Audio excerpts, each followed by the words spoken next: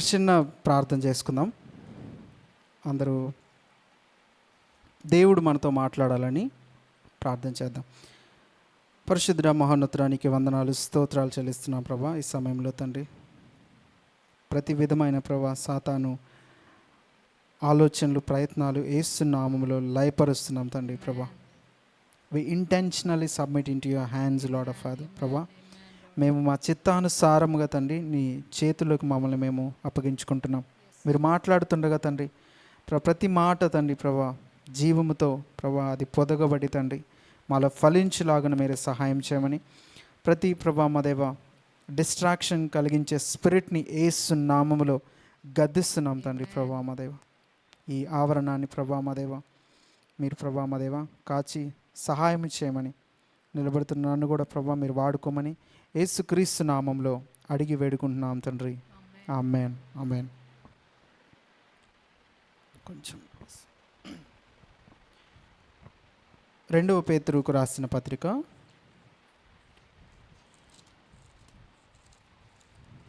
1వ అధ్యాయము 10వ వచనం చదువుకుందాం. అందువలన సహోదరులారా, మీ పిలుపును ఏర్పాటును నిశ్చయము చేసుకొనుటకు మరి జాగ్రత్త పడుడి. ఒకసారి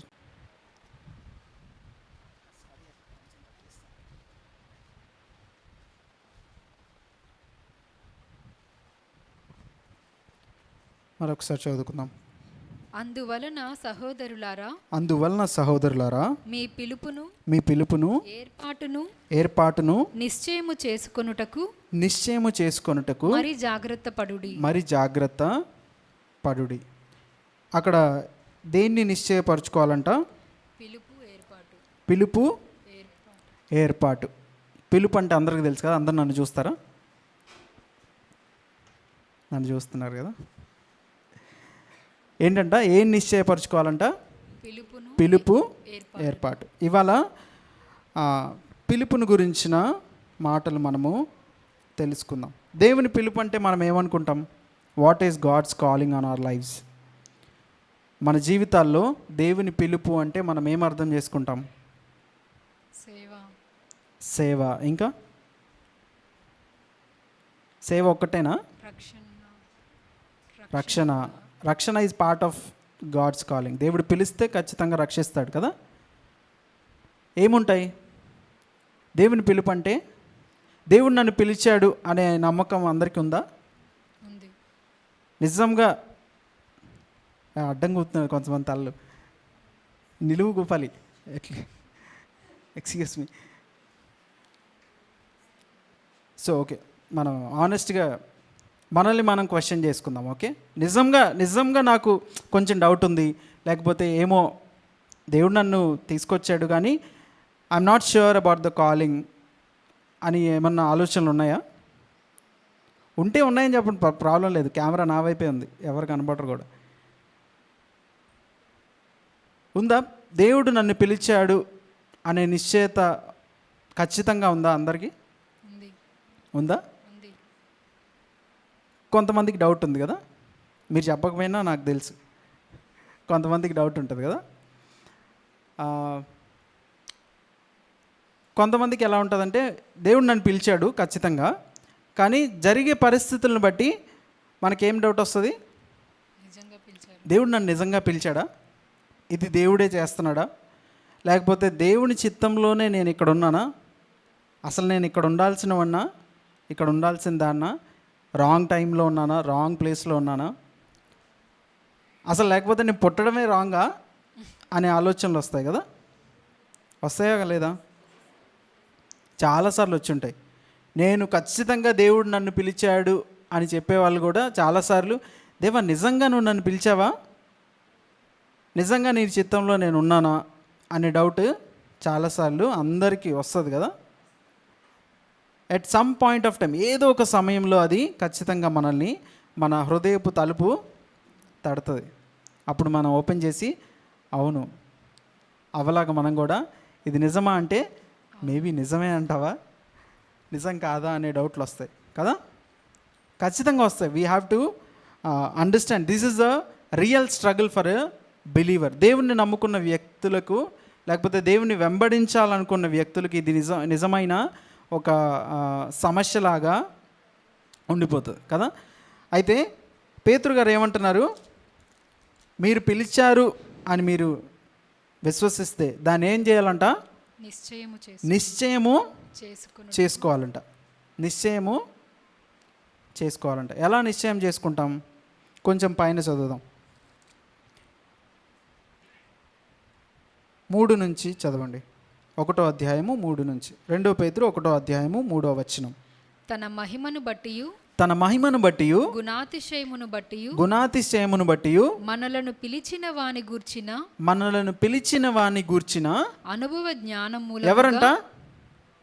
ఎవరంట మన పిలిచిన వాని. అందరు నన్ను చూడండి, బైబిల్ మీరు చూడొచ్చు, ప్రాబ్లం లేదు, కానీ ఇది చాలా ఇంపార్టెంట్. ఓకే, మనల్ని పిలిచిన వాని గూర్చిన అనుభవ జ్ఞానము ఉండాలి. అక్కడ ఆగుదాం. ఏంటంట, మనల్ని ఆయన పిలిచాడంట. ప్రతి ఒక్కరికి దేవుడు చెప్పాలనుకున్న ఒక మాట ఏంటంటే, మన పిలుపు చాలాసార్లు మనం ఏమనుకుంటామంటే, ఒక మినిస్ట్రీ, లేకపోతే నా పిలుపు కేవలం నేను చర్చ్లో ఉన్నంత వరకే దేవుని పిలుపు, నా బయట జీవితము దేవుని పిలుపులో లేదు అని అనుకోవచ్చు. లేకపోతే నా పిలుపు ఎంతవరకు అంటే నా జీవితంలో ఒక మెరికల్ జరిగేంతవరకు, లేకపోతే నా పిలుపు కొంత సమయం వరకే అని మనము అనుకుంటాం. పాత నిబంధనలో చాలామంది రాజుల్ని దేవుడు అలా పిలుస్తాడు. యెహూని ఏర్పాటు చేసుకుంటాడు. దేనికి? యెజబెల్ని నాశనం చేసి ఆయన ప్రజల్ని నడిపించడానికి. ఎన్ని తరాల వరకు? అక్కడ చూస్తే 4 తరాల వరకు అని ఉంటుంది. సౌల్ని కొంత సమయము ఏర్పరచుకున్నాడు కదా. ఇంకా కోరేష్ ఎవరు? అన్యరాజు. కోరేష్ దేవుని నమ్ముకున్న వ్యక్తి కాదు, కానీ దేవుడు తనని వాడుకుంటాడు. పడిపోయిన దేవుని మందిరాన్ని కట్టడానికి దేవుడు వాడుకుంటాడు. నెబుకద్నెజరుని ఆయన వాడుకున్నాడు. ఇవన్నీ పాత నిబంధన కాలంలో జరిగిన సంగతులు. మీరు సడన్గా దావీదు దగ్గరకు వచ్చారనుకోండి, దావీదుకి ఇచ్చిన గ్రేటెస్ట్ ప్రామిస్ ఏంటి? శాశ్వత కృపను. బా, ఎంత మంచిగా చెప్తున్నా, చెప్పండి ఏంటి? దావీదునికి చూపిన శాశ్వతమైన కృపను నేను నీకు ఇస్తాను. నా కృప సౌలుకు దూరం చేసిన విధంగా నేను నీకు దూరం చేయను. క్రొత్త నిబంధన ప్రజలుగా మనం దేనికి పిలువబడ్డామంట? మనం దేనికి పిలువబడ్డాం? మన పిలుపేంటి?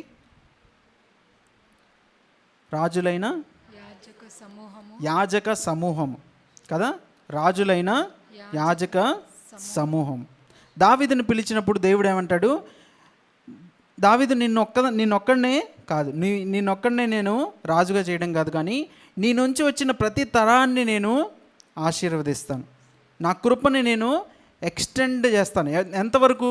ఇంకా లిమిట్ లేదు కదా. అబ్రహాముని దేవుని పిలిచాడు కదా, అబ్రహాం వరకు అది ఉందా? అసలు అబ్రహాంకి ఇచ్చిన వాగ్దానం ఏంటి? నీ ద్వారా అనేక జనములు ఆశీర్వదించబడతారు. ఎంతవరకు? ఇప్పటికీ ఆశీర్వదించబడుతున్నారా లేదా? అవునా? అది దట్ ఈస్ ఎ కంటిన్యూస్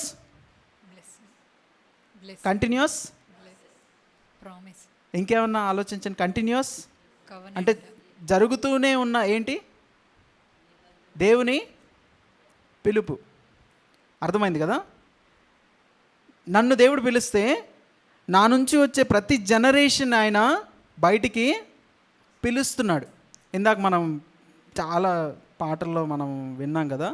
ఆయన ఏంటంట, మనము పుట్టకముందే ఆయన మనల్ని ఎరిగి ఉన్నాడంట.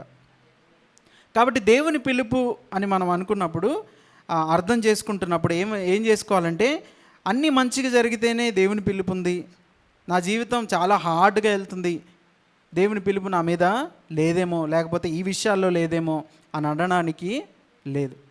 యూ యాజ్ ఎ హోల్, మన జీవితం మొత్తాన్ని దేవుడు పిలిచినదిగా అది పరిగణించాలి. అర్థమవుతుంది కదా. దేవుడు ఎంత ప్రేమమయుడంటే ఆయన మనకి ఏ స్థానాన్ని ఇచ్చాడు? దేవుడు తిరిగి మరి ఎందుకు రాబోతున్నాడు? యేసుక్రీస్తు వారు ఎందుకు రాబోతున్నారు? చోటున మనము ఉండులాగున ఆ? ఆయన ఉన్న చోటున మనము ఉండులా ఆయన ఉన్న చోటున మనము ఎలా ఉండడానికి? ఆయన కుమారులు ఆయన ఎవరు? సంఘం ఎవరు? ఏకమై మనము వధువు కదా. ఆదాముకి అవ్వను చేసినప్పుడు అవ్వకి ఇచ్చిన టైటిల్ ఏంటి? సాటి అయిన సాటి అయిన సహకారి. సహాయం. సాటి అయిన సహాయం అంటే సూటబుల్ హెల్పర్ కదా. దేవుడు అంట చూసి ఆదాముకి ఇంకెవ్వరు సరిపోయే హెల్పర్ కనబడలేదంట ఆయనకి, అందుకని అవ్వని చేశాడు. ఆ స్థానాన్ని ఎవరికి ఇచ్చాడు?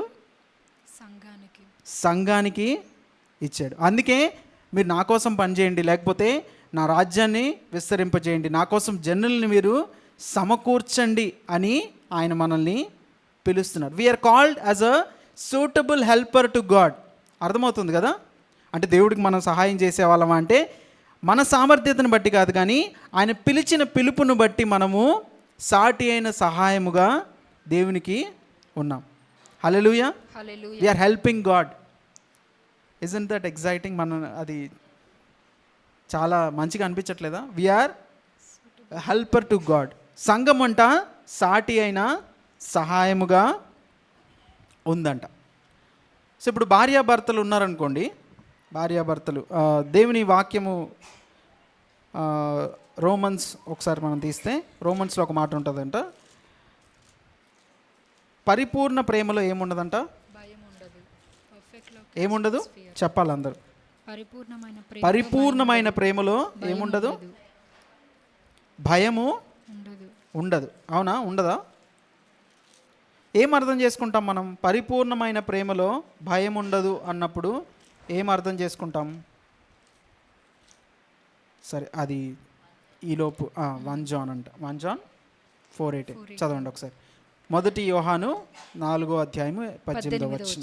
ప్రేమలో భయం ఉండదు. ప్రేమలో భయం ఉండదు. భయం ఉండదు.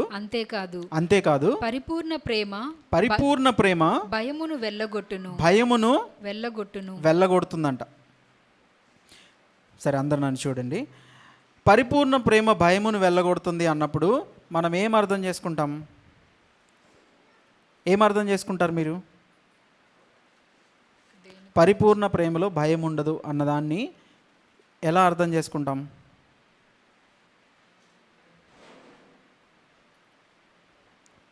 ఇప్పుడు భార్యాభర్తలు ఉన్నారనుకోండి, భార్యలోని తప్పులన్నీ భర్తకు తెలుస్తాయా తెలీదా? తెలుస్తాయి కదా. అలానే భర్తలోని తప్పులు కూడా భార్యకి తెలుస్తాయి. The beauty about relationship between husband and wife is, భార్యాభర్తల మధ్యలో ఉన్న సంబంధం ఎందుకంత సుందరమైనది, సౌందర్యమైనది అంటే ఒకరి కష్టాలు లేకపోతే ఒకరి తప్పులు ఇంకొకరికి తెలిసినా కూడా వారు ఇంకా కలిసి జీవించాలని చాలా ప్రయత్నిస్తారు కదా. ఓకే, ఈ తప్పు లేకపోతే ఈ విషయంలో ఈయన వీక్, లేకపోతే ఈమె వీక్, నేను ఆ విషయంలో సహాయం చేయాలి. That is what mutual understanding కదా. సో మనము భార్య ఉన్నప్పుడు భర్త దగ్గర ఏదైనా మాట్లాడగలుగుతుందా లేదా? అయ్యో ఇది మాట్లాడితే ఈయన ఏమంటాడు అని అనుకుంటారా? అలా అనుకుంటే అక్కడ ఏమి లేనట్టు, ప్రేమ లేనట్టు. అర్థం అవ్వట్లేదు కదా, కొంచెం అర్థం అవ్వట్లేదా? పరిపూర్ణ ప్రేమలో భయం ఉండదు అంటే నేను నన్ను ప్రేమించే వ్యక్తి దగ్గర ఉన్నప్పుడు నేను ఏమైనా చేయడానికి అది తప్ప ఒప్ప అని నేను ఆలోచించను. ఇది చేస్తే వాళ్ళు ఏమనుకుంటారో అని ఆలోచిస్తామా? బయట వాళ్ళు వస్తే ఆలోచిస్తాం కదా. బయట వాళ్ళు వచ్చి మనతో ఉన్నప్పుడు అయ్యో ఇది ఇలా ఉంటే ఏమనుకుంటారో, అలా ఉంటే ఏమనుకుంటారో అని మనము అనుకుంటాం. కానీ especially between husband and wife there is no secret, there is no ఏమంటారు, అదొక వల్నరబుల్ సిచ్యువేషన్ ఉంటుంది. అంటే అయ్యో నేను ఇప్పుడు మాట్లాడితే నాలోని తప్పు బయటపడుతుంది అన్నా కూడా మాట్లాడేస్తాం మనం. ఎందుకంటే ఆ స్వాతంత్రము, నేను తప్పు చేసినా కూడా అర్థం చేసుకుంటాడు. లేకపోతే అంటే కావాలని తప్పు చేయడం అని కాదు, కానీ నా యొక్క లిమిటేషన్ని లేకపోతే నాలో ఉన్న ఆ తప్పుల్ని తను ఎంచి నన్ను ఎత్తి చూపదు అనే కాన్ఫిడెన్స్ ఉన్నప్పుడు మనము చాలా ఫ్రీగా మాట్లాడతాం. అంతే కదా, మనకి మనుషులుగా కొన్ని ప్రాబ్లమ్స్ ఉంటాయి. అయ్యో వీళ్ళకి చెప్తే ఏమంటారో, ఎవరైతే వీళ్ళకి చెప్పినా ఏం కాదు అనుకుంటే ఏదైనా చెప్పేస్తారు కదా, ఏదైనా చెప్పుకుంటాం, వెళ్ళి మాట్లాడతాం, మన కంప్లైంట్స్ అన్నీ వెళ్ళగక్కుతాం. So that is what Jesus is for us. అర్థమవుతుంది కదా. ఆయన ఎంత ప్రేమమయుడంటే మనుషుల చేతిలో ఆయన సంఘాన్ని లేకపోతే ఆయన పరిచర్యని పెట్టాడు. ఇట్ ఈస్ వెరీ యూనిక్ కదా. ఇప్పుడు దేవుడు నాకు స్వాతంత్రం ఇచ్చాడు, నేను ఏమైనా ఇక్కడ నుంచి మాట్లాడచ్చు కదా. దేవుని ఆత్మకి నేను సబ్మిట్ చేసుకొని భయం కలిగి నేను మాట్లాడుతున్నాను అలా కాదు, కానీ కాకపోతే ఏమైనా నేను మాట్లాడవచ్చు. దేవుడు సంఘాన్ని లేకపోతే ఇక్కడున్న మనుషుల్ని నా చేతికి ఇచ్చారా లేదా, నా మాటలు వినిపింపజేయడానికి. కానీ when I submit to God it is different. దేవుడే మాట్లాడాలని నేను ఆశిస్తాను, కానీ దేవుడు సంఘాన్ని లేకపోతే ఆయన పరిచర్యని మనుషుల చేతిలో పెట్టి ఆయన ట్రస్ట్ చేశాడు. ఓకే, లీడర్స్గా లేకపోతే మనము మనుషుల్ని నాయకత్వం వహించే వాళ్ళగా చాలా జాగ్రత్తగా ఉండాలి. ఎందుకంటే ఆయన సంఘాన్ని నీ చేతిలో పెట్టి ఎప్పుడు పాతకాలంలో, ఇప్పుడు లేదులేండి, పాతకాలంలో ఇదిగో అమ్మ మా అమ్మాయిని నీ చేతిలో పెడుతున్నాం, జాగ్రత్తగా చూసుకో అంటారు కదా. ఎందుకు? ఇప్పటిదాకా మేము జాగ్రత్తగా చూసుకున్నాం, ఇప్పటి నుంచి నీ బాధ్యత. ఎంత అపురూపంగా మనం పెంచుకున్నా, ఎంత అసలు కలర్ మాసిపోకుండా చూసుకున్నా కూడా, అక్కడ వెళ్ళి ఆమె మట్టిలో పనిచేస్తున్నా కూడా మనము ఏమంటాం? అయ్యో నువ్వేంటి ఇంత బాధ పెడుతున్నావు అని అంటామా? లేదు కదా. We see. అలానే తండ్రి అయిన దేవుడు కూడా సంఘాన్ని లేకపోతే పరిచర్యలని మనుషుల చేతిలోకి అప్పగించాడు. సో మనం బ్యాక్ టు ద కాలింగ్. దేవుడు మనల్ని ఎందుకు పిలిచాడు? లేకపోతే పిలుపు ఎలా ఉంటుందంటే, మన జీవితాన్ని మొత్తాన్ని ఒక పేపర్ మీద లేకపోతే ఒక దగ్గర పెడితే అదంతా దేవుని పిలుపుగా ఉంటుంది. ఊరికే మనము లేకపోతే కొన్ని సిచ్యువేషన్స్ వరకే, లేకపోతే నేను చాలా స్పిరిచువల్గా ఉన్నప్పుడే దేవుని పిలుపు నా మీద ఉంది, నార్మల్గా ఉన్నప్పుడు నా మీద లేదు అనడానికి లేదు. హోల్ లైఫ్ అబ్రహాము జీవితము ఎలా అయితే దేవుని పిలుపుగా ఉందో, మన జీవితం కూడా దేవుని పిలుపుగా ఉంటుంది. అర్థమవుతుంది కదా. సో ఇప్పుడు దేవుడు మనందరినీ పిలిచాడనే విశ్వాసం ఉందా? వస్తుందా? కొంచెమైనా వస్తుందా? రావట్లేదా? ఎవరు? ఖచ్చితంగా మీరు ఇది గుర్తుపెట్టుకోండి. God has called us. Not మనము భూమి మీదకి వచ్చిన తర్వాత ఏదో మన భక్తిని చూసి ఆయన పిలవడం కాదు, లేకపోతే సరే నేను రక్షిస్తాను ఫస్ట్, వీళ్ళు ఎలా ఉంటారో చూసి అప్పుడు నేను ఒక పిలుపునిస్తాను అని ఆయన చూడడు. That is what it means when he says నాకు నీ పట్ల కలిగిన ప్రణాళికలు అనేకమైనవి అని అన్నప్పుడు దేవుని ఉద్దేశము అదే. నువ్వు పుట్టకముందే నేను నా ప్రణాళిక నీ మీద కలిగి ఉన్నాను. నేను నిన్ను ఒక ఉద్దేశము కలిగి పిలిచానంట. సో దేవుడు ఎప్పుడైనా పిలిచాడా మిమ్మల్ని? ఇప్పుడు హెప్సీ ఉందనుకోండి, నేను హెప్సీ ట్రా అంటే వస్తుంది కదా, వస్తుందా? దేవుడు మనల్ని పిలిచినప్పుడు దేవుడు ఎలా పిలుస్తాడు? ఒకసారి ఆ వాక్యం చదువుదాం. 2 పేతురు 1వ అధ్యాయము 3వ వచనం.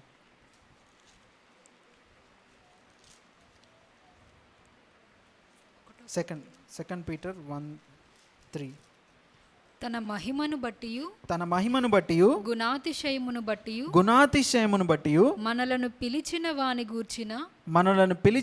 గూర్చిన అనుభవ జ్ఞానమూలముగా ఆయన దైవశక్తి జీవమునకును భక్తికిని కావలసిన వాటన్నిటిని మనకు దయచేస్తుందంట. సో మనం గుర్తుపెట్టుకోవాల్సిన విషయం ఏంటంటే, ఐ యామ్ కాల్డ్. దేవుడు నన్ను పిలిచాడు. మీరు ఊరికే జీవించడానికైనా దేవుని పిలుపుని బట్టే ఈ లోకానికి వస్తారు. ఊరికే మనం ఏదో అవుట్ ఆఫ్ ద బ్లూ లాగా లేకపోతే యాదృచ్ఛికంగా కోయిన్సిడెన్స్గా మనం ఈ భూమి మీదకి రాలేదు. God has a specific calling. దేవుడు మన పట్ల ఒక ప్రత్యేకమైన ఉద్దేశాన్ని కలిగి ఉన్నాడని మనము గుర్తుపెట్టుకోవాలి. అర్థమవుతుంది కదా? ఏదో నేను జీవిస్తున్నానులే, నా పరిస్థితి ఏంటి? చాలాసార్లు ఒక కన్ఫ్యూజన్ ఉంటుంది. ఏంటంటే మంచిగా బ్రతికే వాళ్ళనే దేవుడు పిలిచాడు, లేకపోతే నా జీవితం బాగాలేదు కాబట్టి దేవుడు నన్ను పిలవలేదు అనే ఉద్దేశాన్ని మనము మన మైండ్లోంచి తీసివేయాలి. అర్థమవుతుందా? సో దానికి ఒక మంచి ఎగ్జాంపుల్ దేవుడు మనతో మాట్లాడుతున్నారు, చూద్దాం. యోహాను సువార్త 9వ అధ్యాయము మొదటి నుంచి మనము చదువుకుందాం. ఆయన మార్గమున పోవుచుండగా పుట్టి గుడ్డి అయిన ఒక మనుషుడు కనబడెను. ఆయన శిష్యులు బోధకుడా వీడు గ్రుడ్డివాడై పుట్టుటకు ఎవడు పాపము చేసెను? పుట్టడానికి ఎవరు కారణము? ఆ మనిషి పుట్టడానికి ఎవరు కారణం? తల్లిదండ్రులా? ఎవరది? సరే, తల్లిదండ్రుల ద్వారా ఎవరు కారణమయ్యారు? చాలా తెలివైన సమాధానాలు చెప్తున్నారు మీరు. దేవుడే కదా? కాదా? దేవుడు కాకపోతే మరి అనేక మంది పిల్లల కోసం ఎదురు చూస్తున్నారు. ఇంకా అర్థమవుతుంది కదా? ఆయన పుట్టుకకి ఎవరు కారణం? దేవుడే కారణం కదా? ఎవరైతే ఆయన్ని పుట్టించారో ఆయన దగ్గరికే శిష్యులు వచ్చి ఆయన ఏం అడుగుతున్నారు? వీడు గ్రుడ్డివాడై పుట్టడానికి ఎవడు పాపం చేసెను? వీడా? అసలు పుట్టక ముందు ఎవడైనా పాపం చేస్తాడా? అసలు ఆ భూమి మీదకే రాలేదు. భూమి మీదకి రాకముందు దేవుని మైండ్లో వారిని పుట్టుకుంది. దేవుడి మైండ్లో ఉన్నప్పుడు పాపం చేయగలుగుతాడా? చేయలేడు కదా? క్వశ్చనే రాంగ్. ఇంకా ఏంటంట? వీడి కన్నవారా అని ఆయన అడిగారంట. సో మనం కూడా మన జీవితంలో కూడా చాలాసార్లు ఎందుకు నేను ఈ పరిస్థితిలో పుట్టాను, లేకపోతే ఈ ఇంట్లో పుట్టాను, ఈ దేశంలో పుట్టాను, లేకపోతే ఇలాంటి ఫైనాన్షియల్ కండిషన్లో ఉన్న సిచ్యువేషన్లో నేను ఎందుకు పుట్టాను, నేను ఎందుకు ఉన్నాను అనే ఆలోచనలు చాలామందికి వస్తాయి కదా? చిన్నపిల్లలకైతే చాలాసార్లు వస్తాయి. నేను ఎందుకు అంబానీ అదాని వాళ్ళ ఇంట్లో పుట్టలేదు అనే ఆలోచనలు వస్తాయి. ఇంకా నేను ఎందుకు చాలా హైట్ లేను, నేను ఎందుకు చాలా కలర్గా లేను, ఎందుకు బ్లాక్గా ఉన్నాను, ఇవన్నీ మనము మన పుట్టుక గురించిన డౌట్స్ కదా, సందేహాలు మనకి వస్తూ ఉంటాయి. సో దాన్ని బట్టి మనం ఏమనుకుంటాం? అనవసరంగా ఇక్కడ ఉన్నాను, అనవసరంగా నా స్కిన్ కలర్ ఇలా ఉంది, లేకపోతే నా ఫైనాన్షియల్ సిచ్యువేషన్ ఇలా ఉంది, నేనేమి చేయలేకపోతున్నాను అని మనం చాలాసార్లు బాధపడతాం. కానీ దేవుడు అంటున్నాడు, దేవుని అనాదికాల ప్రణాళిక చొప్పునే మనము ఎక్కడున్నామో, ఎలా ఉన్నామో, ఏ పరిస్థితుల్లో పుట్టాలో దేవుడే నిర్ణయించి తీసుకొచ్చాడు. ఇప్పుడు మీరు అనొచ్చు, అంటే దేవుడు నన్ను కావాలని ఇలా బీద స్థితిలో పుట్టించాడా? కావాలని లేకపోతే అన్డిజైరబుల్గా పుట్టించాడా? కావాలని నల్లగా పుట్టించాడా, పొట్టిగా పుట్టించాడా అని మనం అనుకోవచ్చు. ఒకసారి ఊహించుకుందాం, చాలా ధనవంతులైన ఇంటిలో పుట్టిన వ్యక్తి, ఆ వ్యక్తి కూడా ఏమనుకుంటాడు? అయ్యో అన్నీ ఉన్నాయి, బాగుంది నాకు అనుకుంటాడా? కొన్నిసార్లు అనుకోవచ్చేమో, కానీ తర్వాత ఏమనిపిస్తుంది? అయ్యో నేను ఎందుకు ఇక్కడ పుట్టాను, అనవసరంగా నేను ఎటు వెళ్ళలేకపోతున్నాను, ఏం చేయలేకపోతున్నాను అని అనుకుంటారు కదా? ఏమీ లేనివాడి బాధ అదే, అన్నీ ఉన్నవాళ్ళ బాధ కూడా అదే. సో దీస్ డౌట్స్, ఈ డౌట్లు ఎందుకు వస్తాయంటే దేవుని ప్రణాళికని లేకపోతే దేవుని పిలుపుని మనము గ్రహించనప్పుడు మనకి వస్తాయి. అర్థమవుతుంది కదా? So when we realise it is God's plan for me to be here, ఈ సంఘంలో ఉండడము దేవుని ఉద్దేశం, ఈ కుటుంబంలో పుట్టడము దేవుని ఉద్దేశం. It is a grand plan which is beyond our understanding. అర్థమవుతుంది కదా. దావీదుకి దేవుడు ఇచ్చిన వాగ్దానం ఏంటి? ఇదిగో నేను తరతరములకి నా కృపను విస్తరింపజేస్తాను, శాశ్వతమైన కృపను నీకు ఇస్తాను అన్నప్పుడు, ఎందుకు దేవా శాశ్వతమైన కృప నాకు ఒక్కడికి ఇస్తే చాలు కదా అని మనం అంటామా? అదే మన కనుక అంటే మనం అంటామా? అనం కదా. ఎప్పుడైతే ఆశీర్వాదాలు ఇచ్చినప్పుడు మనం వద్దు లేకపోతే నాకు చాలు అనమో, మన కళ్ళకు కనబడే బాధలు ఇచ్చినప్పుడు మనం ఎందుకు అలా అలా అనుకుంటాం?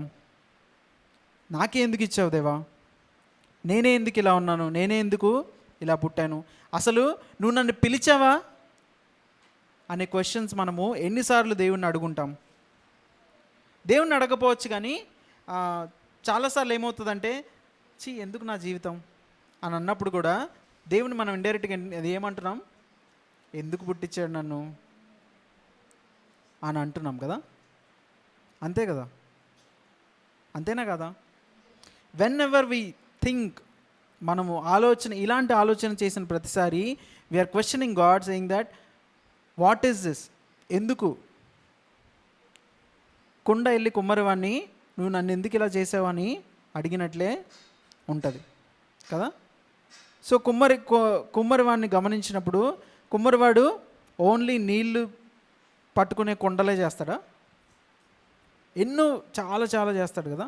కూజాలు చేస్తాడు, అలంకరణకి సంబంధించినవి చేస్తాడు, వాటర్ నింపుకోవడానికి చేస్తాడు, వెజల్స్ చేస్తారు, ఇంకా పెద్ద పెద్ద ఇళ్ళల్లో పెట్టడానికి చాలా చేస్తారు కదా. సో ఆయన దేనికోసం అది చేశాడో అది కనుక ఆ కొండ రియలైజ్ అవ్వకపోతే, ఎందుకు నన్ను ఎవ్వరు ఏం వాడట్లేదు, తీసుకెళ్ళి ఆ షెల్ఫ్లో పెట్టేసి చూస్తూ ఉన్నారు అని అనుకుంటుంది. లేకపోతే పర్పస్ గమనించినప్పుడు ఎప్పుడు నాకు నీళ్ళు పోసి అటు ఇటు తిప్పుతుంటారు, నేను కాసేపు ప్రశాంతంగా ఉండాలి అని అనుకుంటుంది కదా. సో ఇలాంటి ఆలోచనలు మనకి ఎందుకు వస్తాయంటే దేవుని పిలుపుని మనము గమనించినప్పుడు వస్తాయి, దేవుని ఉద్దేశాలని మనం గమనించినప్పుడు మనకి వస్తాయి. అర్థమవుతుందా? ఏదో ఒక మెరకలు జరిగినప్పుడు లేకపోతే ఏదో మంచి విషయం జరిగినప్పుడు దేవుడు నన్ను పిలిచాడు, నిజంగానే దేవుడు ఉన్నాడు అని మనం అనుకుంటాం. కానీ ఏది జరగనప్పుడు, అన్ని కష్టాలు ఉన్నప్పుడు, యోసేపు జీవితంలో ఎన్ని సంవత్సరాలు కష్టాలు పడ్డాడు? 13 సంవత్సరాలు కష్టాలు పడ్డాడు.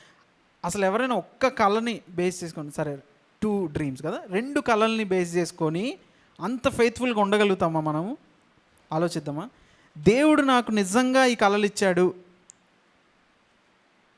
నేనైతే ఆ 1 ఇయర్లోనే ఆ కళ్ళు ఏదో నేను ఆలోచనలో వచ్చుంటే నాకు ఎందుకు వచ్చిన బాధ అని అనుకొని ఉంటాను కదా. చాలామంది మనము అలానే అనుకోవచ్చు, దేవుడు నన్ను పిలవలేదు, అనవసరంగా ఇవన్నీ నాకు ఎందుకు, ప్రశాంతంగా నేను ఉంటాను, నాకేమీ వద్దు, లేకపోతే నేను ఇక్కడ ఉండను అనే ఆలోచనలు వస్తాయి.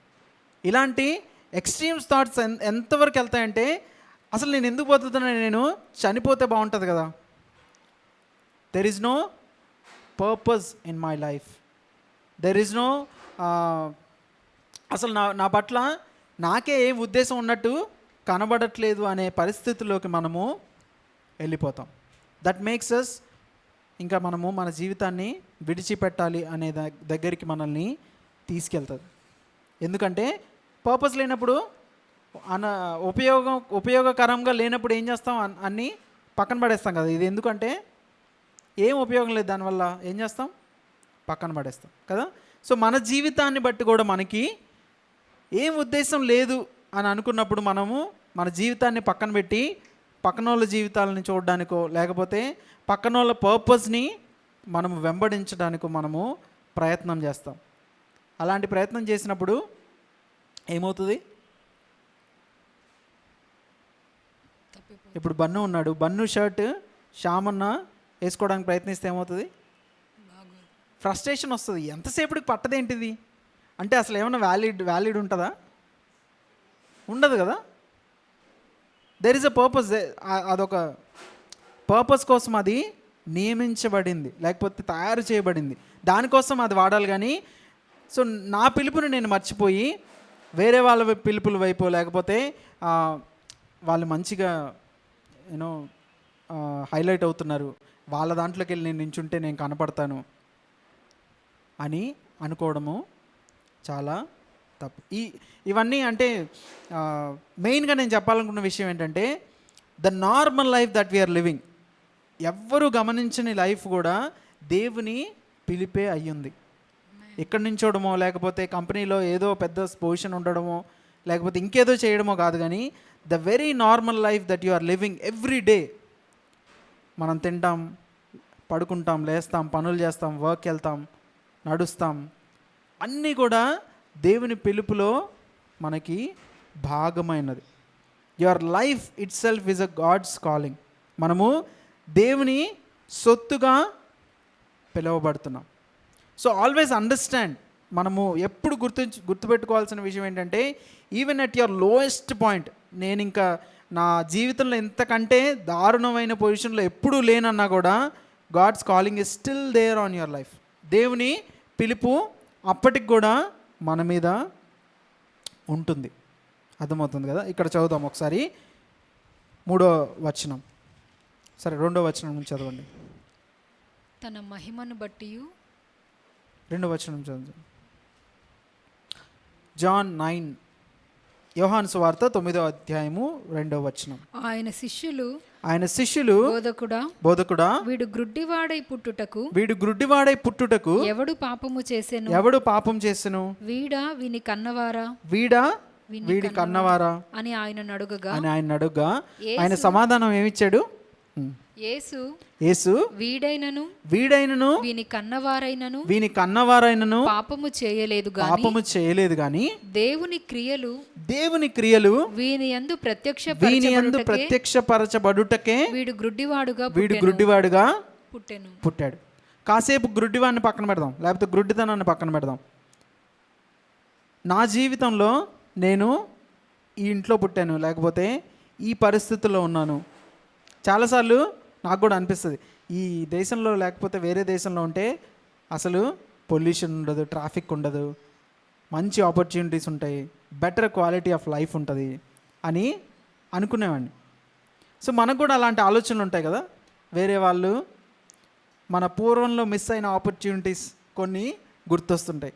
అది తీసుకొని ఉంటే నేను ఇంకా బెటర్గా ఉండుండేదాన్నేమో అని ఆలోచనలు మనకు వస్తాయి. కానీ దేవుడు అంటున్నాడు, వీడు గ్రుడ్డివాడు కరెక్టే, గ్రుడ్డివాడుగా పుట్టాడు, కానీ ఇది దేనికి జరిగిందంట? దేవుని క్రియలు వీని యందు ప్రత్యక్షపరచబడుటకే వీడు గ్రుడ్డివాడుగా పుట్టాడు. మనం ఎక్కడైతే ఉన్నామో, మన దీనస్థితి, ఎస్పెషల్లీ దీనస్థితి, మన లేమి, లేకపోతే మనకున్న దౌర్భాగ్య స్థితి ఎందుకుందంట? దేవుని క్రియలు మన యందు ప్రత్యక్షపరచబడడానికే. అర్థమవుతుంది కదా? సో మనము ఏమీ లేనప్పుడు దేవునితో ప్రార్థిస్తూ, దేవుని యందు విశ్వాసం ఉంచుతూ, దేవునితో నడుస్తూ ముందుకు నడుస్తున్నప్పుడు కొన్ని దినాలైన తర్వాత, లేకపోతే మీ జనరేషన్ కాకపోతే నెక్స్ట్ జనరేషన్ బెటర్ పొజిషన్లో ఉంటారా లేదా? దేవుని నామాన్ని మహిమపరిచే విధంగా వాళ్ళు ఉంటారు. అర్థమవుతుంది కదా? అప్పుడు దేవుని నామము మన యందు మహిమపరచబడుతుంది. We are given a chance to glorify his name through our lowly state. మనకున్న దీన స్థితి నుంచి మనము లేచి దేవుని వెంబడించి ఆయన మాటలు గైకొని ఆయన యందు ఆశీర్వదించబడినప్పుడు ఆయన మహిమ అధికముగా ప్రకటించబడుతుంది. అర్థమైందా? ఇప్పుడు నీకొచ్చిన దీనస్థితి, లేకపోతే నీకొచ్చిన సమస్య దేవుని నామాన్ని మహిమపరచడానికే. అది తీరిపోయినప్పుడు జనులు వచ్చి దేవుణ్ణి మహిమపరుస్తారు. అర్థమవుతుంది కదా? అర్థమవుతుందా? హల్లెలూయా. మళ్ళీ హల్లెలూయా చెప్తాం ఒకసారి. అందరూ ఇక్కడే ఉన్నారు కదా? సో మళ్ళీ చదువుదాం ఆ మాట. 3వ వచనం. యేసు వీడైనను వీడైనను వీని కన్నవారైనను పాపము చేయలేదు గాని దేవుని క్రియలు వీని యందు ప్రత్యక్షపరచబడుటకే వీడు గ్రుడ్డివాడుగా పుట్టెను. సో దేవుడి పిలుపు నా మీద ఉంది అంటే, దేవుడు నన్ను ఈ పరిస్థితిలో ఉంచాడంటే ఆయన నామాన్ని మహిమపరచడం, లేకపోతే ఆయన క్రియలు మన యందు కనపరచడానికి ఇవి చేశారు. అన్నీ బాగుండి, మీరు ఆలోచించండి, అన్నీ బాగుండి నార్మల్ లైఫ్ జీవించి చనిపోయారు అనుకోండి, ఏమన్నా గుర్తింపు ఉంటుందా దానికి? ఏముండదు కదా. ఇప్పుడు చూడండి, మేము చిన్నప్పుడు మాకు తినడానికి లేదు, మాకు అది లేదు ఇది లేదని, ఇప్పుడు దేవుడు మమ్మల్ని ఇక్కడ ఉంచాడు అని మనము చెప్తాం కదా. సో చెప్పినప్పుడు ఏమవుతుంది? దేవుని నామము మహిమపరచబడుతుంది. సో నాకు వచ్చిన సమస్య, లేకపోతే నాకున్న పరిస్థితి, నేను చాలాసార్లు అనుకున్నాను, నేను ఐఐటీలో IIITలో చదువుకొని ఉంటే చాలా మంచి పొజిషన్లో ఉండేవాడినేమో ఇంకా అని అనుకునేవాడిని. కానీ ఏమీ లేకుండా ఎదిగితే దేవుని నామము మహిమపరచబడుతుంది.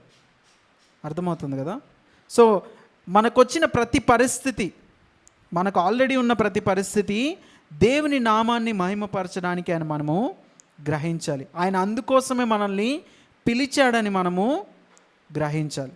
So never under estimate your current situation. ఇప్పుడున్న పరిస్థితులు నేను చూసుకొని, అయ్యో ఏదో నేను పాపం చేశాను, లేకపోతే అయ్యి ఉండొచ్చు, మధ్యలో దేవుడు కరెక్షన్ చేస్తాడు, దేవుడు మనల్ని సరిచేసి ముందుకు నడిపిస్తాడు. కానీ ఆయన పిలుపు ఎప్పుడూ మనల్ని విడిచి వెళ్ళదు. ఆయనకి మన పట్ల ఉన్న ఉద్దేశాలు ఎప్పుడు అవి నలిఫై అవ్వవు, లేకపోతే నిరర్ధకము అవ్వవు.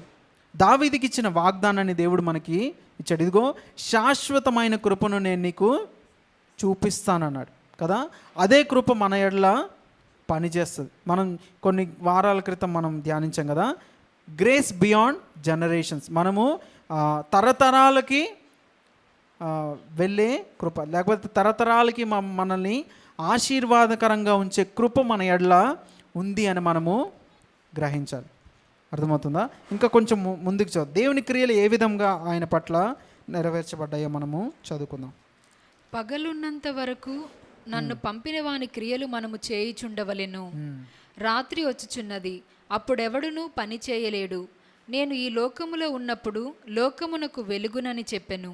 ఆయన ఇట్లు చెప్పి, దేవుడు మనల్ని ఏమని పిలిచాడు? ఇక్కడ ఏముంది? నేను ఈ లోకంలో ఉన్నప్పుడు ఈ లోకమునకు వెలుగునని చెప్పాను. మనల్ని ఏమని పిలిచాడు? లోకానికి వెలుగును లోకమునకు మనము వెలుగును ఉప్పును అయి ఉన్నాం కదా. సో దేవుడు యేసుక్రీస్తు వారు ఏ విధంగా ఆయన ఈ లోకంలో ఉన్నప్పుడు వెలుగుగా ఉండి అనేకమైన గొప్ప కార్యాలు, లేకపోతే దేవుని రాజ్యాన్ని ప్రకటించారో, ఆ విధంగా మనం కూడా దేవుని వెలుగుగా, దేవుని ఉప్పుగా మనము ఈ లోకంలో ఉన్నాం. ఆమెన్. ఆమెన్. నిజమేనా? నమ్ముతున్నారా? నమ్మేవారు హల్లెలూయా చెప్తారా? హల్లెలూయా. హల్లెలూయా. హల్లెలూయా. ఇంకా ఏమైనా డౌట్ ఉందా? దేవుడు నన్ను పిలవలేదు, లేకపోతే దేవుడి పిలుపు నా మీద ఉందో లేదో అనే డౌట్ ఏమన్నా ఉందా? మీరు ఏమైనా స్పెసిఫిక్ కాలింగ్ కోసం ఎదురు చూస్తే ప్రార్థన చేసుకోండి. కానీ what I'm saying, your very existence on your earth, on this earth, మీ ఉనికి, మీరు ఏదైతే జీవితం జీవిస్తున్నారో ఈ లోకంలో, అది దేవుని పిలుపు వల్లనే కలిగింది. అర్థమవుతుంది కదా. It is not just a coincidence. మనం అది గ్రహించాలి. సో దేవుడు మనల్ని వెలుగుగా పెట్టాడంట. వెలుగు ఏం చేస్తుంది? వెలుగు ఏం చేస్తుంది? చీకటిలో ప్రకాశిస్తుంది కదా. చీకటి ఎక్కడైతే ఉందో అక్కడ వెలుగు వెళ్ళిన తర్వాత చీకటి అక్కడ ఉంటుందా? ఉండదు, పారిపోతుంది కదా, పారిపోతుంది. కాకపోతే మనలో వెలుగు అట్లే ఉండదు. అంటే వెలుగు అన్నాడు కాబట్టి ఊరికే మనం వెలుగుగా తిరగలేం. కానీ దేవుని ఉద్దేశం, లేకపోతే దేవుని మనం వెంబడిస్తున్న కొద్దీ మన వెలుగు పెరుగుతూ ఉంటుంది. ఆయనతో సహవాసం చేస్తున్న కొద్దీ మనము ఇంకను గొప్పగా వెలుగుతాం. ఎలా? ఆస్తులు వచ్చేసి, అంతస్తులు వచ్చేసి, లేకపోతే ఇంకేదో వచ్చేసి వెలుగుతామా? దేవుని ఆత్మ మనలో ఉన్నప్పుడు మనము వెలుగుతాం. నలుగురిలో ఉన్నప్పుడు ఖచ్చితంగా there is something different about you అని వాళ్ళు గ్రహిస్తారు. మనము ఎక్కడైతే ఉన్నామో అక్కడ దేవుని కృప ఉంటుంది. మనల్ని బట్టి అనేకమైన ప్రమాదాలు ఆగిపోతాయి. మనల్ని బట్టి అనేకమైన గొప్ప కార్యాలు చేయబడతాయి. అర్థమవుతుంది కదా. We are not just normal people, we are called. మనము పిలువబడిన వారం. ఎవరి చేత పిలువబడిన వారం? దేవుని చేత. ఈ సృష్టికర్త అయిన దేవుని చేత మనము పిలువబడ్డాం. హల్లెలూయా. ఇంకా కన్విన్స్ అయిన వెళ్ళారు, కొంచెం కిందకి వెళ్దాం, చదవండి. ఆయన ఇట్లు చెప్పి నేల మీద ఉమ్మి వేసి ఉమ్మితో బురద చేసి వాని కన్నుల మీద ఆ బురద పూసి నీవు సీలోయము కోనేటికి వెళ్ళి అందులో కడుగు కొనుమని చెప్పెను. సీలోయము సరే, ఇంకొక మాట, పగలున్నంత వరకే మనము పని చేయగలుగుతాం. పగలు మన ఈ లోకపు జీవితానికి మనల్ని అది సూచిస్తుంది. ఎప్పుడైతే మనము నాసికారంధ్రంలో ఊపిరి కలిగి బ్రతికుంటామో అప్పుడు మాత్రమే మనము పని చేయగలుగుతాం. మనం చనిపోయిన తర్వాత, మన లైఫ్ ఎండ్ అయిన తర్వాత మనం ఏమీ పని చేయలేం. ఈ లోకం విడిచి వెళ్ళి ఇంకా గొప్ప ప్రదేశానికి మనము వెళ్తాం. మనం ఎప్పటి వరకు అయితే మన జీవితం ఇక్కడ నిర్ణయించబడిందో అప్పటి వరకు మనము వెలుగుగా ఉండాల్సిందే. There is no other option. అది ఆప్షన్ కూడా కాదు. అర్థమవుతుందా? ఊరికే నేను బతికేస్తానంటే you will get frustrated in your life. నిజంగా మీరు చూడండి, దేవుని పిలుపు వాళ్ళ మీద కలిగిన వ్యక్తులు వాళ్ళు నార్మల్ లైఫ్ జీవించలేరు. నార్మల్ లైఫ్ జీవించి ఏం చేస్తారంటే, ఇంకా నాకు ఈ జీవితం వద్దు, నేను చనిపోతాను అని అన్నప్పుడు దేవుడు అప్పుడు అంటాడు, ఓకే నీకు ఈ జీవితం వద్దు కదా, నాకు ఇచ్చేసి అంటాడు. ఎంతోమందిని మీరు గమనించండి. బెన్నీ ప్రసాద్ తెలుసా మీకు? మ్యూజిషియన్, చాలా అనేకమైన ప్రపంచ దేశాల్లో ఎక్కువ దేశాలు తిరిగిన ఆరాధికుడు ఆయనతో దేవుడు మాట్లాడంట. ఆయనకి చాలా సిక్ ఉండేవాళ్ళు, ఎప్పుడు అనారోగ్యంతోనే ఉంటే నేను చనిపోతానంటే దేవుడు పిలిచి, సరే నీకు ఆ జీవితం వద్దు కదా, నాకు ఇవ్వు అంటాడు. అనేకమైన గొప్ప వ్యక్తిగా ఆయన మ్యూజికల్ ఇన్స్ట్రుమెంట్స్ని కూడా ఆయన ఇన్వెంట్ చేశాడు, అంటే కనిపెట్టాడు. కొత్త ఇన్స్ట్రుమెంట్స్ కనిపెట్టాడు. Is a very poor student in his school. అసలు మీ పిల్లోడికి చదువు రాదు, మీరు ఇంటికి వెళ్ళి ఏమన్నా చేసుకోండి అని పరిస్థితులు ఆయన జీవితంలో ఉన్నాయి. అర్థమవుతుంది కదా. సో మనం ఈ లోకంలో ఉన్నప్పుడు మనము ప్రకాశించాలి. There is no option. If you are looking at something else, ఖచ్చితంగా దేవుడు ఆ ప్లాన్స్ అన్నిటినీ ఫ్రస్ట్రేట్ చేస్తాడు. ఆయన ఉద్దేశాలు తప్ప మనం పక్కకెళ్ళి నేను జీవిస్తానంటే అవన్నీ ఏమవుతాయి? ఆఖరికి ఆయన దగ్గరికి మనల్ని నడిపిస్తాయి. అంతా చేసి వచ్చిన తర్వాత ఏమవుతుందంటే టైం పోతుంది, అంతే. Time will run out. కొంత సమయాన్ని మనము లూజ్ అవుతాం, పోగొట్టుకుంటాం, కోల్పోతాం. అర్థమవుతుందా? కాబట్టి దేవుని ఉద్దేశము నా పట్ల ఉంది అని మనం గ్రహించి దానిలో నడుస్తున్నప్పుడు ఏమన్నా ఫ్రస్ట్రేషన్ వస్తుందా? ఓకే, ఏమీ లేకపోయినా నా జీవితంలో ఏం జరగట్లేదు, నేను ఇంట్లో కూర్చొని ఉన్నా అన్నా కూడా దేవుడు నన్ను పిలిచాడు, అట్లీస్ట్ ప్రార్థనలో గడుపుతాం, వాక్యం చదవడంలో గడుపుతాం, చదువు రాకపోతే వాక్యం వినటంలో గడుపుతాం. మనకిచ్చిన బాధ్యతలు నెరవేర్చడంలో మనము నమ్మకంగా ఉండగలుగుతాం. చాలాసార్లు మనం ఏం చేస్తాం, ఇప్పుడు తల్లిదండ్రులు ఉన్నారనుకోండి, ఇంట్లో తల్లి ఉంటే పిల్లలకి అదొక ఆబ్లిగేషన్ లాగా వంటలు చేసి పెట్టడం అలా చేస్తారా? బరువు అనిపిస్తుందా వాళ్ళకి? అనిపించదు కదా. పిల్లల కోసం ప్రేమతో చేస్తారు. ఇప్పటి నుంచి దేవుడు నన్ను ఈ పని కోసం పిలిచాడని చేశారనుకోండి, అది ఇంకా ఆశీర్వాదకరంగా మారుతుంది. హల్లెలూయా. మనం చేసే ఉద్యోగంలో అదే విషయం మనము పాటించాలి. మనం చేసే వ్యాపారంలో అదే విషయం మనము పాటించాలి. దేవుడు నన్ను దీనికోసం పిలిచాడు, నేను నమ్మకంగా దీన్ని చేయాలి. ఆశీర్వాదాలు ఆటోమేటిక్గా వస్తాయి. ఎస్తేర్ ఏం చేసింది? రాజు దగ్గరికి, నువ్వు ఈ సమయం కోసమే పిలువబడ్డావేమో గ్రహించు అంటే, రాజు చంపేస్తాడేమో అని తెలిసినా కూడా అక్కడికి వెళ్ళి నిలబడింది. ఆశీర్వాదం రాలేదా? వచ్చింది కదా. షడ్రక్ మేషక్ అబేద్నెగోలు ఏమయ్యారు? చనిపోయారా? అగ్నిలో వేసినప్పుడు చనిపోలేదు కదా. ఒకవేళ చనిపోయినా కూడా ఒకవేళ చనిపోయినా కూడా దేవుడు ఖచ్చితంగా వాళ్ళని ఘనపరిచేవాళ్ళు. అర్థమవుతుంది కదా. వాళ్ళు ఎంత కరేజియస్గా మాట్లాడతారు. దేవుడు మమ్మల్ని రక్షించకపోయినా కూడా మేము దేనికి మొక్కం. కాబట్టి మనం ఏం గ్రహించాలి? Everything that we are doing, it is God's call upon yours and my life. దేవుని ఉద్దేశం. ఈరోజు అది చాలా చిన్నగా కనపడచ్చు. ఈరోజు అది అసలు ఎన్నిక లేనిదిగా కనపడచ్చు. ఈరోజు మనము ఎన్నిక లేని వారంగా, అసలు ఎవరు నన్ను పట్టించుకుంటారు, నేను ఉన్నానా లేదా అనే ఆలోచనలు ఎవరికైనా ఉందా అని మనకు అనిపించవచ్చు. కానీ దేవుడు అంటున్నాడు, I have called you.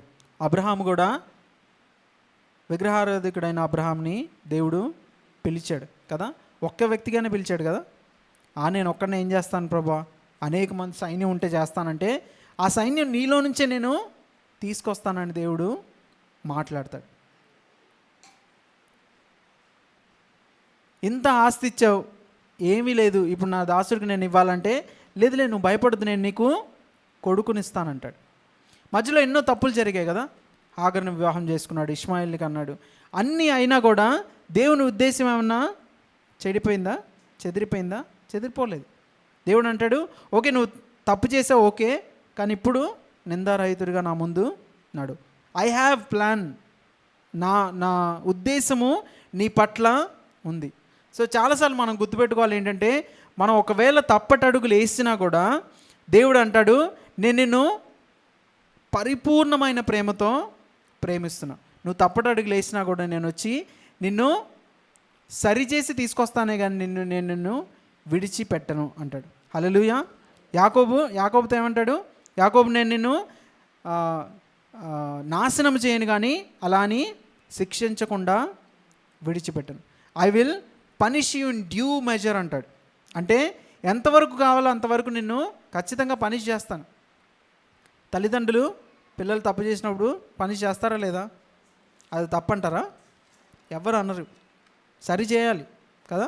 So దేవుడు సరి చేసినప్పుడు మనం ఏమనుకుంటామంటే, అయ్యో దేవుడు నన్ను విడిచిపెట్టాడు, లేకపోతే దేవుని ఉద్దేశం ఇది కాదు అని మనము అనుకుంటాం. We have to always understand God is at work. ఆయన అంటాడు, నేను ఎప్పుడు నా తండ్రి ఏ విధంగా అయితే ఎప్పుడు పని చేస్తాడు, నేను కూడా ఎప్పుడు పని చేస్తానే ఉంటాను. ఏమీ జరగట్లేదు అన్నప్పుడు కూడా యోబు గారు కూడా ఏమంటారు? నేను తూర్పుకు తిరిగాను, పడమటకు తిరిగాను, దక్షిణానికి తిరిగాను, ఏ దిక్కు తిరిగినా దేవుడు కనబడట్లేదు, కానీ నేను నడిచే మార్గము ఆయనకి తెలుసు. హీఈస్ అట్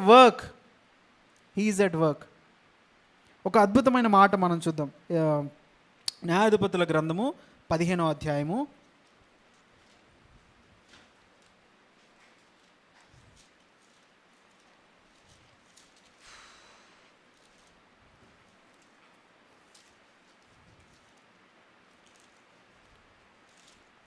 'శాంసన్ గురించిన వాక్యం ఉంటుంది. 16 నుంచి చదవండి. అప్పుడు సంసోను, గాడిద దవడ ఎముకతో ఒక కుప్పను, 2 కుప్పలను నేను చంపియున్నాను. గాడిద దవడ ఎముక. అప్పుడే ఆయన ఏం చేశాడంట? సంసోన్ గారు గాడిద దవడ ఎముకతో 1000 మందిని చంపేశాడు. దేవుని శత్రువులు వీళ్ళందరూ. అర్థమవుతుందా? 1000 మందిని చంపేసి ఈ మాటలు చెప్తున్నాడు. చదవండి. గాడిద దవడ ఎముకతో 1000 మంది నరులను చంపియున్నాను అనెను. అతడు చెప్పుట చాలించిన తరువాత ఆ దవడ ఎముకను చేతి నుండి పారవేసి ఆ చోటికి రామత్లేహి అను పేరు పెట్టెను. అప్పుడు అతడు మిక్కిలి దప్పిగొనినందున యెహోవాకు దేవుడు పనే చేశాడు. అప్పటిదాకా మీరు కొంచెం ముందు చదివితే, ఆ 15వ అధ్యాయం మొత్తం చదివితే, దేవుడు ఉద్దేశము ఆయన మీద ఉంది ఆ పనిలో, ఆ పర్టికులర్ విషయంలో అని మనకి అర్థమవుతుంది. అయితే దేవుని పనే చేశాడు. దేవుని పని చేసిన తర్వాత చాలా అలసిపోయి దప్పికొని ఆ ఎముకను అక్కడ పడేసి ఇప్పుడు మాట్లాడుతున్నాడు. ఏంటి? అప్పుడతడు మిక్కిలి దప్పిగొనినందున యెహోవాకు మొరపెట్టి నేను నీ సేవకుని చేతి వలన ఈ గొప్ప రక్షణను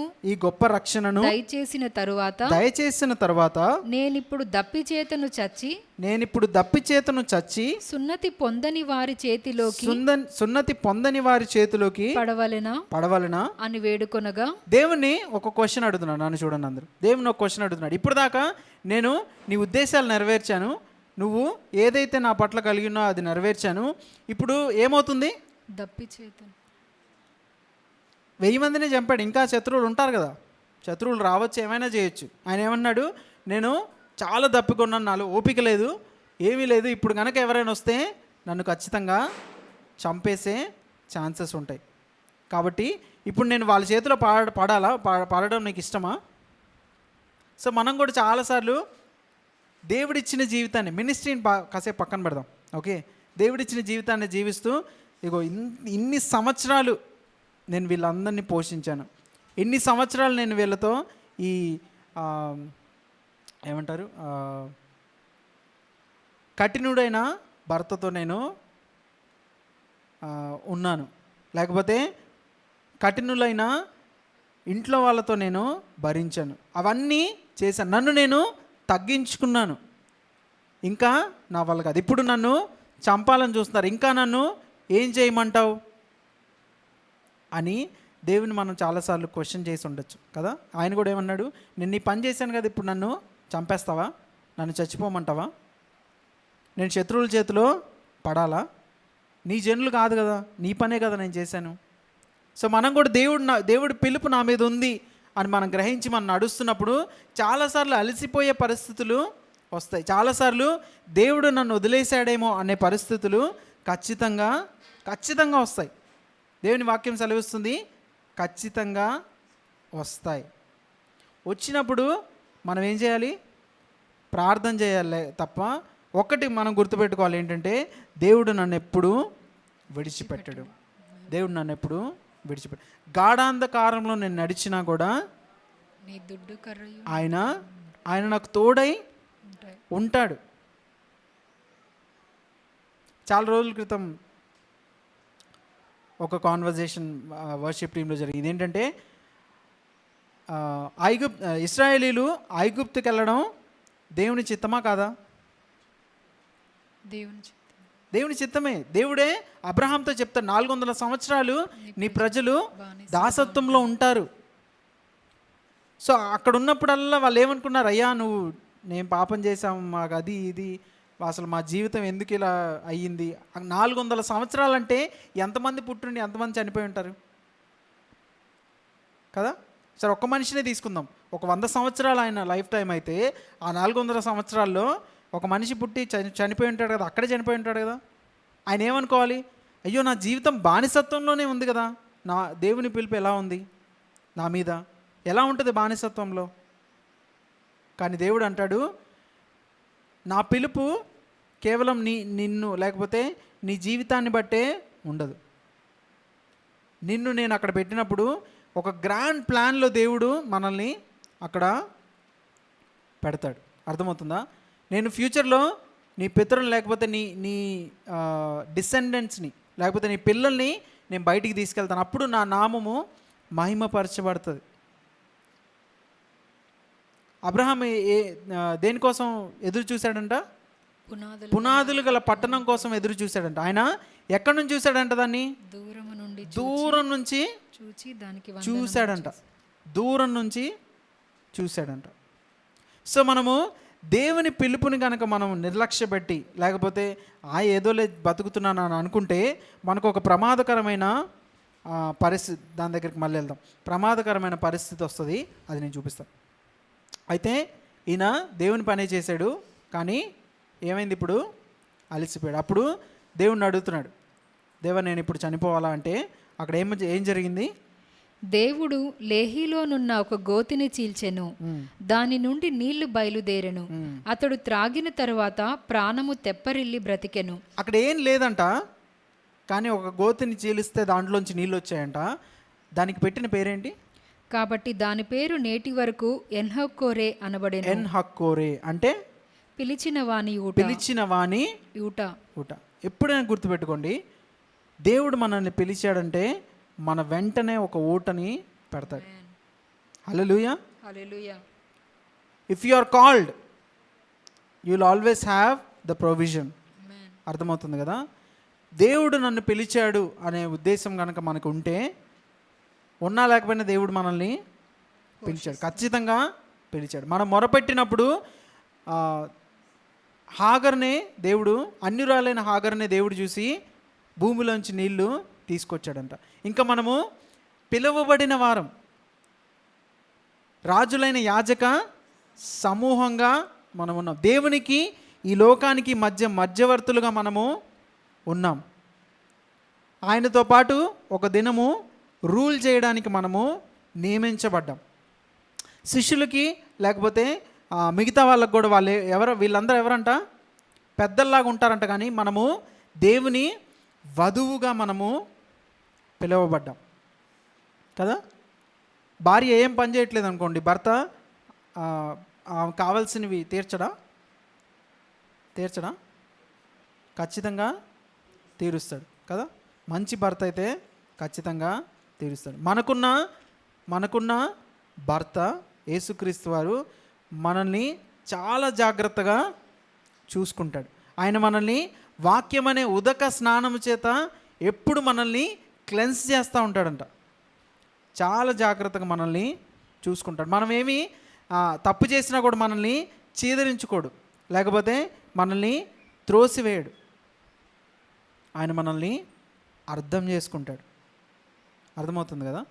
సో ఎప్పుడైనా మనము దేవా నేను నిన్ను వెంబడించలేకపోతున్నాను, నాలో తప్పులున్నాయి, నాలో పాపం ఉంది, నాలో ద్వేషం ఉంది, నాలో అసూయ ఉంది, నాలో కోపం ఉంది అన్నప్పుడు కూడా దేవుడు అంటాడు, I understand, I know how you are made. నువ్వు ఎలా చేయబడ్డావో నాకు తెలుసు, నువ్వు మట్టి అని నాకు తెలుసు, నీ నాసికా రంధ్రంలో కేవలము ఊపిరి గలవాడవని నాకు తెలుసు.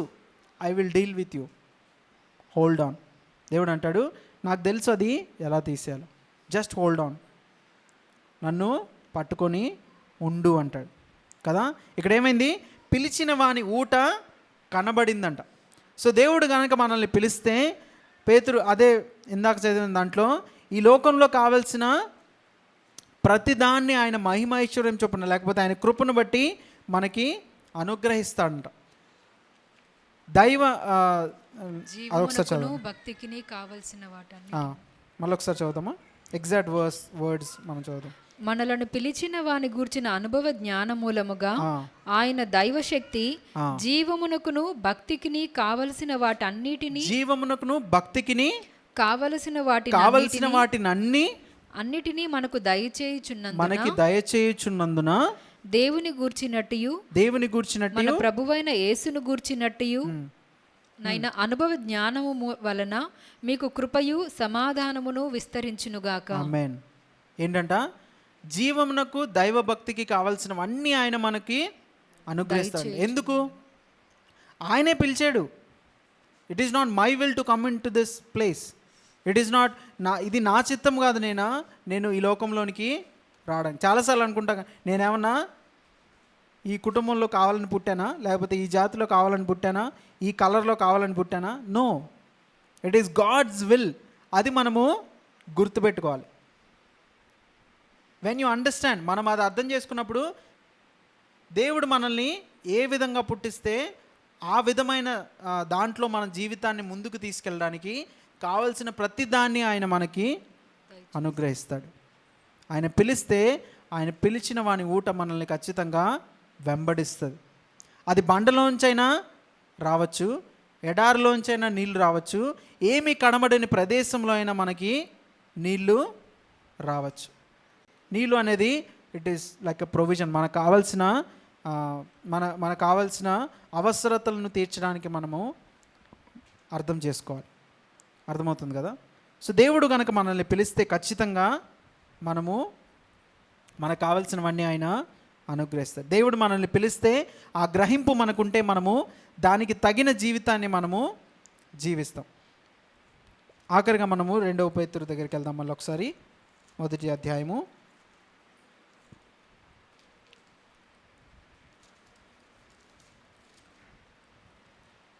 5వ వచనం చదువు, లేకపోతే 4వ వచనం చదువు. ఆ మహిమ గుణాతిశయములను బట్టి ఇప్పుడు దాకా మనం ఏం మాట్లాడుకున్నాం? పిలుపు. ఒకసారి నన్ను చూడండి, తను చదువుతుంది, మీరు నన్ను చూస్తే చాలు. ఎవ్రీబడి ఓకే, అయిపోయింది. ఇంకో 10 నిమిషాలు, నేను ఎక్కువ తీసుకోను. ఓకే, సో ఇప్పుడు దాకా మనం ఏమి మాట్లాడుకున్నాం? దేవుడు మనల్ని పిలిచాడు కదా, దేవుని పిలుపు మన మీద ఉంది. అది మనం గ్రహించినా లేకపోతే మనకు కనబడుతున్నా కనబడపోయినా ఆయన పిలుపు మనలో మన ఎడల ఉంది. సో ఆ పిలుపులో మనం పాలు పొందాలంటే ఏం చేయాలో మాట్లాడుతుండే, ఒకసారి చదువుదాం. ఆ మహిమ గుణాతిశయములను బట్టి ఆయన మనకు అమూల్యములను అత్యధికములునైన వాగ్దానములను అనుగ్రహించి ఉన్నాడు. దురాశను అనుసరించుట వలన లోకమందున్న భ్రష్టత్వమును ఈ వాగ్దానముల మూలముగా మీరు తప్పించుకొని దేవ స్వభావమునందు పాలివారగునట్లు ఏమవుతారంట? To take part in divine nature. దేవ స్వభావంలో మనము పాలివారం అవడానికి ఏం చేయాలంట? ఆయన అమూల్యమును అత్యధికములునైన వాగ్దానములు మనకి అనుగ్రహించాడు కదా. He has given us promises. కాబట్టి మనము ఏం చేయాలి? ఆ వాగ్దానములు బట్టి మనము విశ్వసించాలి. ఆ వాగ్దానాలను బట్టి మనము విశ్వసించాలి. వాగ్దానాన్ని మనం విశ్వసించినప్పుడే మనము నడవగలుగుతాం. అర్థమవుతుందా? ఎప్పుడైనా మీరు ఎందుకు వాగ్దానాలు అంత ఇంపార్టెంట్ అంటే, ఎందుకు నేను నార్మల్గా లైఫ్ జీవించలేనా అంటే, మనకొక గోల్ అనేది ఉండదు. వాగ్దానం మన జీవితంలో లేదనుకోండి, లేకపోతే ఇప్పుడు పొద్దున్నే నేను లేచాను, నాకేమీ పని లేదు, లేకపోతే నాకేం ఉద్దేశం లేదంటే నేనేం చేస్తాను? ఎవరైనా ఏం చేస్తారు? పడుకోనే ఉంటాం. ఇప్పుడు సపోజ్ ఎవరైనా యంగ్ పర్సన్ తీసుకోండి, ఎగ్జామ్స్ అయిపోయాయి, నెక్స్ట్ జాబ్కి వెళ్ళాలి, జాబ్ రాలేదు, ఇంట్లో ఉంటాడు. ఓకే, జాబ్ ట్రయల్స్ ఇప్పట్లో చేయొద్దు అనుకున్నాడు, ఏం చేస్తాడు? పడుకోనే ఉంటాడు. ఏది పడితే అది చేస్తాడు, ఎటు పడితే అటు తిరుగుతాడు కదా. Because there is no goal, there is no purpose, there is no just relaxation మంచిదే చాలాసార్లు, కానీ అన్నిసార్లు మంచిది కాదు. కాకపోతే దేవుని వాగ్దానాలు మనం గమనించినప్పుడు, దేవుని వాగ్దానం మనం గనక విశ్వసించకపోతే మనము ఒక గురి లేని వారంగా అటు ఇటు తిరగాల్సి వస్తుంది. లేదు, దేవుడు నన్ను పిలిచాడు, దేవుడు నన్ను ఈ పని కోసం పిలిచాడు, లేకపోతే దేవుడు నా పట్ల ఈ ఉద్దేశం కలిగి ఉన్నాడు, లేకపోతే దేవుడు నన్ను ఆరాధనలో వాడుకుంటాడు, దేవుడు నన్ను స్వస్థతలు కలిగించడంలో వాడుకుంటాడు, లేకపోతే దేవుడు నన్ను సువార్త చెప్పడంలో వాడుకుంటాడు, లేకపోతే దేవుడు నన్ను మంచి కంపెనీ బిల్డ్ చేయడానికి వాడుకుంటాడు, లేకపోతే దేవుడు నన్ను జనులకి సేవ చేయడంలో వాడుకుంటాడంటే మనం ఏం చేస్తాం? దానివైపు అడుగులు వేస్తామా లేదా? వేస్తాం. రేపొద్దున ఎగ్జామ్ ఉందంటే వాళ్ళు ఏం చేస్తాం? సిద్ధపడతాం, చదువుకుంటాం, ప్రిపేర్ అవుతాం. ఇప్పుడు వర్డ్స్ ఇచ్చారు April 3కి, గుడ్ ఫ్రైడేకి, అందరూ ఏం చేస్తారు? ప్రిపేర్ అవుతారు కదా. We walk towards it, slowly walk towards it కదా. సో వాగ్దానాలు లేనప్పుడు మనము ఎటు పెడితే అటు ఇటు తిరిగేస్తాం. వాగ్దానం ఉన్నప్పుడు ఆ వాగ్దానం వైపు అడుగులేస్తాం. అబ్రహాం ఏ విధంగా అయితే దూరం నుంచి చూస్తూ పునాదులు గల పట్టణం వైపు అడుగులు వేశాడో, మనం కూడా వాగ్దానాలను విశ్వసిస్తే దైవ స్వభావంలో పాలివారం అవడానికి మనకి అవకాశము దొరుకుతుంది. If you don't believe in the promises, don't believe in the prophecies, దేవుడు నా జీవితంలో చేసిన వాగ్దానాలే కానీ, ఉద్దేశాలే కానీ, ప్రవచనాలే కానీ ఎవరైనా చెప్పుండొచ్చు, దాని యందు విశ్వాసం లేకపోతే ఏముంది, ఏదో చెప్పుంటారులే, this is all religious thing, ఏదో మతపరమైన ఆచార పద్ధతి అని కనుక మనం అనుకుంటే దానివైపు అడుగులు వేయడానికి మనము అసలు ఏమీ చెయ్యం. When we know that God has a purpose, when we know that God has specific purpose in my life, దానివైపు నేను అడుగులేదు. ఏమీ రివీల్ చేయలేదు అనుకోండి, ఇంకా నా పట్ల ఏంటి స్పెసిఫిక్ ఉద్దేశం ఏం లేదు అని అనుకున్నప్పుడు దేవుని యొద్ద మనము కనిపెడతాం. దేవా, నువ్వు నన్ను పిలిచావు కదా, ఖచ్చితంగా నువ్వు పిలిస్తేనే నేను పుట్టాను, నేను పుట్టకముందే నా పట్ల ఆలోచనలు కలిగి ఉన్నానని వాక్యం చెప్తుంది కదా. సో దేవుని లేకపోతే నీ పర్పస్ ఏంటి నాకు చెప్పు అని మనము అటువైపు అడుగులు వేస్తాం. వాగ్దానాలు కనుక మన జీవితంలో లేకపోతే, దేవుని వాక్యం పట్ల విశ్వాసం లేకపోతే, మనము ఎడారిలో బాటసారిలాగా అయిపోతుంది మన జీవితం. లేకపోతే దేశ దిమ్మరులు అంటారు కదా, ఎటు పడితే అటు తిరుగుతూ ఉంటారు. అలాంటి పరిస్థితుల్లో మనము ఆత్మీయంగా మనము ఉంటాం. అర్థమవుతుందా? ఎప్పుడు మనం గ్రహించాలి ఏంటంటే, దేవుని ఉద్దేశాలు అంటే కేవలము చర్చ్లో పనిచేయడం, వర్షిప్ చేయడం, వాక్యం చెప్పడం, లేకపోతే బైబిల్ స్టడీలు తీసుకోవడం. It's not that. అర్థమవుతుందా? దేవుడు మనకిచ్చిన ఉద్యోగాలు కూడా దేవుని చిత్తమై ఉన్నది. మనకిచ్చిన వ్యాపారాలు కూడా దేవుని చిత్తమై ఉన్నది. మనకిచ్చిన పిల్లల్ని చూసుకోవడం కూడా దేవుని చిత్తమై ఉన్నది. It is his calling. మీరు చూడండి, జాన్ వెస్లీ, చార్ల్స్ వెస్లీ, వీళ్ళందరూ గొప్ప సేవకులు ఎలా అయ్యారు? వాళ్ళ తల్లి ప్రార్థనల వల్లే. దే ఆర్ నాట్ ప్రీచర్స్, ఏదో గొప్ప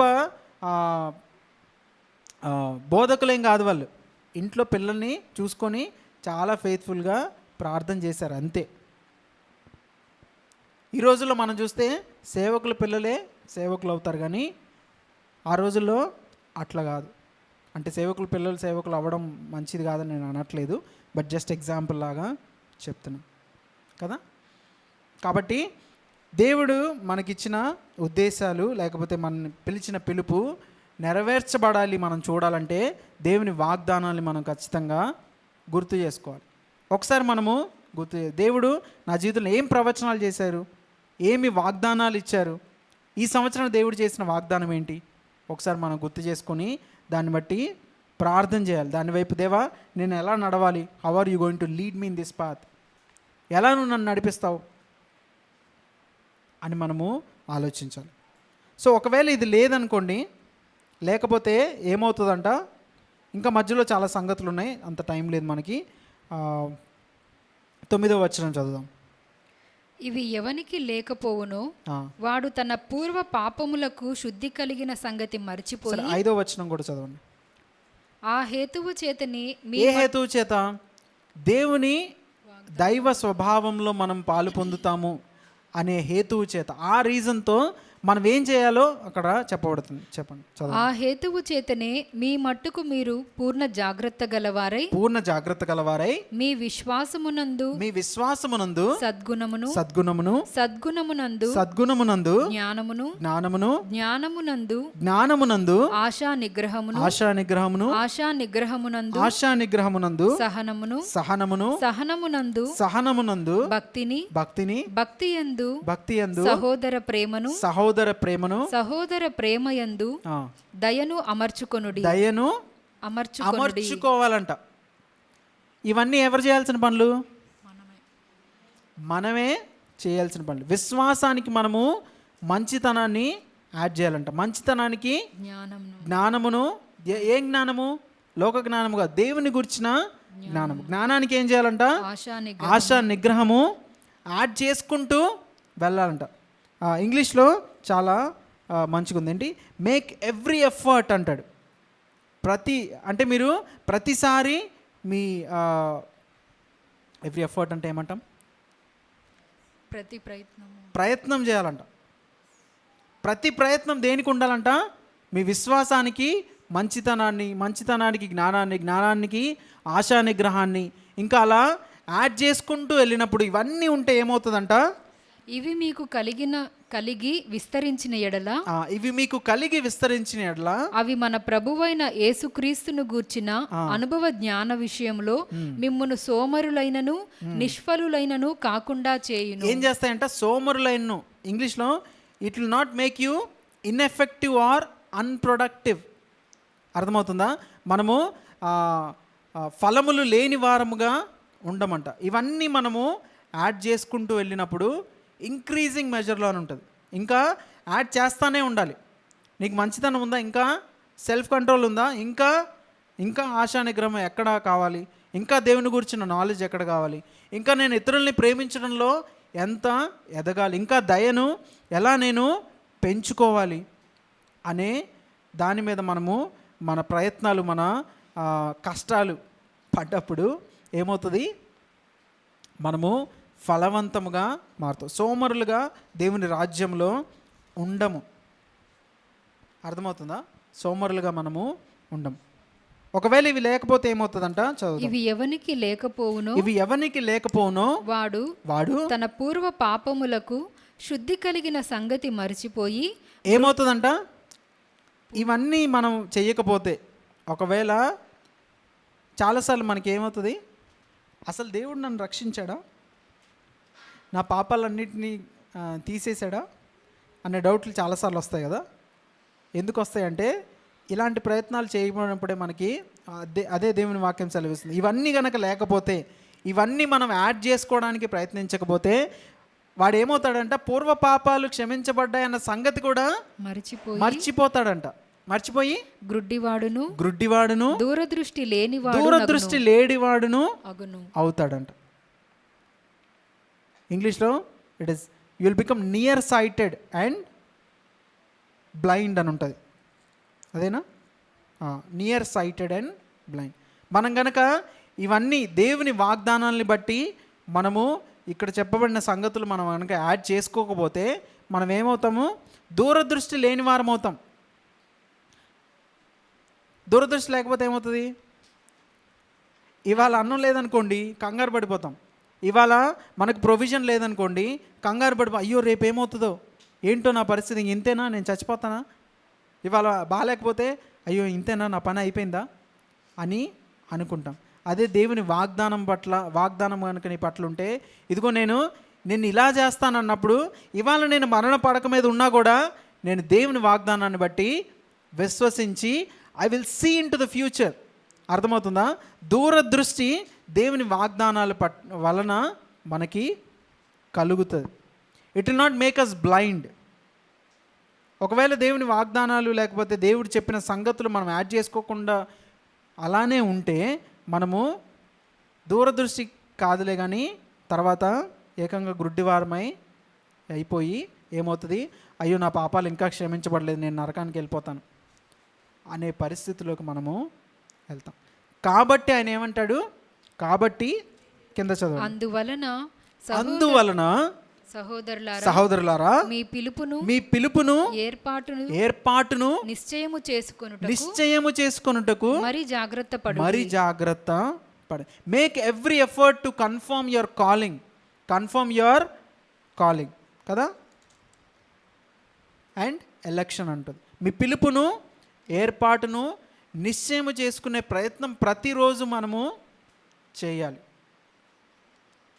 ఎప్పుడైనా గుర్తుపెట్టుకోండి, ఒకవేళ దేవుడు నిజమా ఇదంతా జరిగిందా, అవును ఒకప్పుడు దేవుడు నన్ను రక్షించాడు, ఒకప్పుడు దేవుడు నాకు ఆశ్చర్యకార్యాలు చేశాడు, ఇప్పుడేం చెయ్యట్లేదు, అదంతా ఒక భ్రమ అనే ఆలోచనలు కనుక మనకు అనిపిస్తే యూ హ్యావ్ టు అండర్స్టాండ్, మనకి దేవుని పిలుపు మనకు అర్థం కాలేదని మనము అర్థం చేయాలి. దేవుడు నన్ను పిలిచాడు అనేది నేను గ్రహించట్లేదు అని మనము అర్థం చేసుకోవాలి కదా. మళ్ళీ మనం వెనక్కి వెళ్ళొద్దు అని నేను చెప్తాను, టైం లేదు. యోహాను 9వ అధ్యాయంలో ఏముంది? ఆ గ్రుడ్డివాడు ఎందుకు గ్రుడ్డివాడుగా పుట్టాడంటే పాపం వలన కాదు కానీ దేవుని క్రియలు వాని యందు ప్రత్యక్షపరచబడు. మీరు గమనిస్తే ఆయన ఉమ్ము వేసి మట్టి చేసి ఆయన కళ్ళ మీద పెట్టి ఆయన ఒక దగ్గరికి వెళ్ళమంటాడు. ఏంటి దాని పేరు? సిలోయము. అక్కడికి వెళ్ళి నువ్వు కడుక్కో. సిలోయం అన్న మాటకి అర్థం ఏంటి? పంపబడిన వాడు. సో మనం అర్థం చేసుకోవాలి, మనకున్న పరిస్థితి అది గ్రుడ్డితనమే కావచ్చు, మనకున్న పరిస్థితి అది లేనితనమే కావచ్చు, మనకున్న పరిస్థితి ఇన్ఫీరియారిటీ కాంప్లెక్స్ అంటాం కదా, అయ్యో నేనేం చేయలేను, నాకేమీ లేదు అనే పరిస్థితే కావచ్చు. కానీ దేవుడు మనల్ని చేయమంటున్న పనులు, దేవుడు మనల్ని పిలిచిన పిలుపుకి మనము విధేయత చూపితే, ఆయన పంపిన చోటికి మనం వెళ్తే అక్కడ ఏమవుతుంది? ఆశీర్వాదము దొరుకుతుంది కదా. మన విడుదల అక్కడ దాచబడి ఉన్నది. ఇది మనం ఏ సిచ్యువేషన్లో అయినా లేకపోతే ఏ విషయంలో అయినా దేవుడు మిమ్మల్ని వెళ్ళండి లేకపోతే కదలండి, ఈ పని చెయ్యండి అని మాట్లాడుతుంటే మీరు వెయిట్ చేయదు. అయ్యో నా దగ్గర డబ్బులు లేవే, లేకపోతే అయ్యో నా దగ్గర రిసోర్సెస్ లేవే, అయ్యో నేను ఇంకా పర్ఫెక్ట్ అవ్వలేదే, నేను ఎలా వెళ్తాను అని అనుకోదు. యాజ్ యూ గో, మీరు వెళ్తుండగా మీరు ఎవరంట? పంపబడిన వారు. You are not going on your own. అర్థమవుతుందా? నాకు నేను వెళ్ళట్లేదు, మనము పంపబడిన వారం, ఈ లోకంలోనికి పిలువబడిన వారం. ఇదిగో జేసన్ యు కమ్ హియర్ అని దేవుడు పిలిస్తే మనము వచ్చిన, ఇదిగో సంగమా రమ్ము అంటే పిలిస్తే మనము వచ్చిన వాళ్ళం. కాబట్టి మనం వెళ్ళినప్పుడు ఏమవుతుందంట, అక్కడ అద్భుత కార్యాలు జరగడమే కాదు కానీ మనము దేవుని సాక్షిగా అక్కడ నిలబడతాం. మీరు ఇంకా కింద చదివితే అనేక మంది వచ్చి ఆశ్చర్యపోతారు, అయ్యో ఏంటి గుడ్డివాడు, లేకపోతే గుడ్డివాడు భిక్షం ఎత్తుకునేవాడు కదా, ఈడేంటి చూస్తున్నాడు అని చాలామంది ఆశ్చర్యపోతారు. సో మనకు ఈరోజున్న పరిస్థితి దేవుడు తీసేసినప్పుడు అనేక మంది ఆశ్చర్యపోతారు. దేవుని వాక్యానికి మనం విధేయత చూపినప్పుడు అనేక మంది ఆశ్చర్యపోయి, అయ్యో ఎలా జరిగింది ఇది, how was it even possible, వీడు కాదేమో అని చాలామంది అంటారు. అక్కడ మీరు చదివితే అయ్యో వీడు కాదేమో, వీడిలాగా ఇంకొకరు ఎవరో ఉన్నారు అంటే ఆయన అంటాడు, లేదు నేనే. మనము దేవుని సాక్షులుగా నిలబడతాం. God will lift you as a witness. Hallelujah. దేవుడు మన పరిస్థితులు మార్చినప్పుడు మనము దేవుని సాక్షిగా మనము నిలబడతాం. ఇంకా అక్కడ మీరు చదివితే వాళ్ళు పరిసయ్యులకి ఆయన వెళ్ళి బోధ చేస్తాడు. ఏంటి మీరు ఎందుకు ఇన్నిసార్లు అడుగుతున్నారు, మీరు కూడా యేసుక్రీస్తుని నమ్ముతారా, యేసుక్రీస్తుని విశ్వసిస్తారా అంటే వాళ్ళు తిడతారు, నువ్వే గుడ్డివాడికి పుట్టావు, నువ్వు నాకు బోధిస్తున్నావా అంటారు. సో అలాంటి పెద్ద పెద్ద వాళ్ళ మధ్యలో సాక్షులుగా దేవుడు మనల్ని నిలబెడతాడు. It is not only about the miracle, అది ఆశ్చర్య కార్యాన్ని బట్టి కాదు కానీ దేవుడు పిలిచిన పిలుపును బట్టి.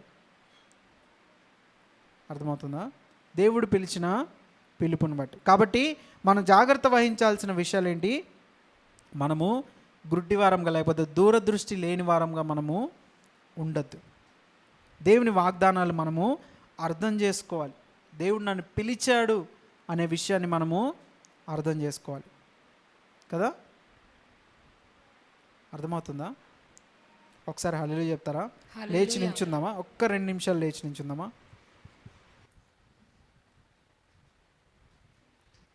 అయిపోయింది. ఎంతమంది సంతోషంగా ఉన్నారు అయిపోయినందుక? జనరల్గా అడిగే క్వశ్చన్ ఏదో. అయితే సరే 2 నిమిషాలు దేవుని వినబడిన వాక్యాన్ని బట్టి మనము ఆయన సన్నిధిలో మనం ఒకసారి ఆయనకి సమర్పించుకుందాం.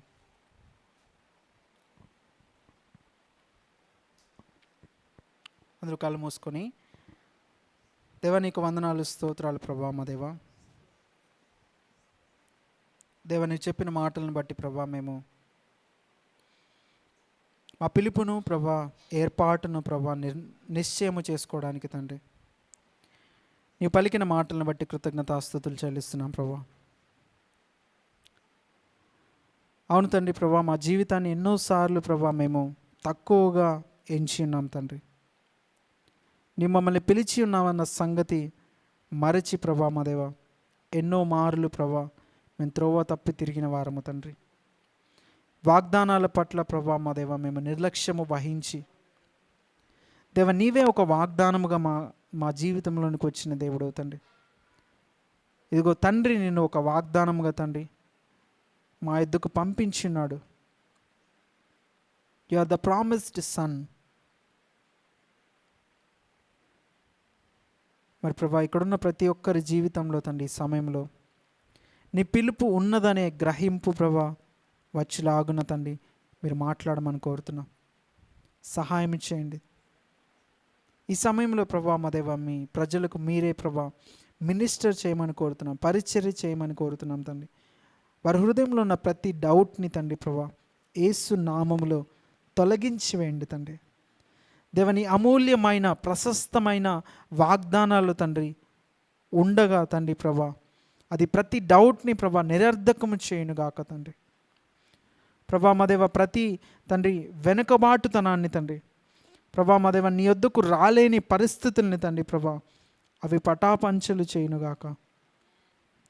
నీవు పిలిచావు తండ్రి, రాజులుగా యాజకులుగా తండ్రి ప్రభా, నీవు మమ్మల్ని పిలిచి ఉన్న దేవుడు తండ్రి, నీకే వందనాలు స్తోత్రాలు ప్రభా.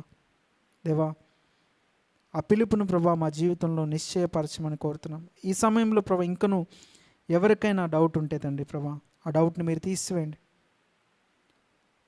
Let today be the day that they believe in your promises Lord, believe in your calling father Lord. నీ పిలుపుని బట్టి విశ్వాసం ఉంచి ఏ పరిస్థితిలో అయినా ప్రభా, అది కేవలము ప్రభా నీ సంఘములో పరిచర్య గురించే కాదు కానీ తండ్రి, వారి జీవితమును బట్టి, వారి జీవితము దేవుడు పిలిచిన పిలుపనే గ్రహించగలగడానికి మీరు కృప చూపించండి, సహాయం చేయండి. ఎక్కడ కూడా ప్రభా ఆ గ్రుడ్డితనమే కానీ, దూరదృష్టి లేకపోవడమే కానీ ప్రభా మా దేవ, అబ్రహాము ఏ విధముగా కన్నులెత్తి ప్రభా పునాదులు గల పట్టణాన్ని దూరం నుంచి చూశాడో ప్రభా, అటువంటి దృష్టి మా అందరికీ మీరు దయచేయండి.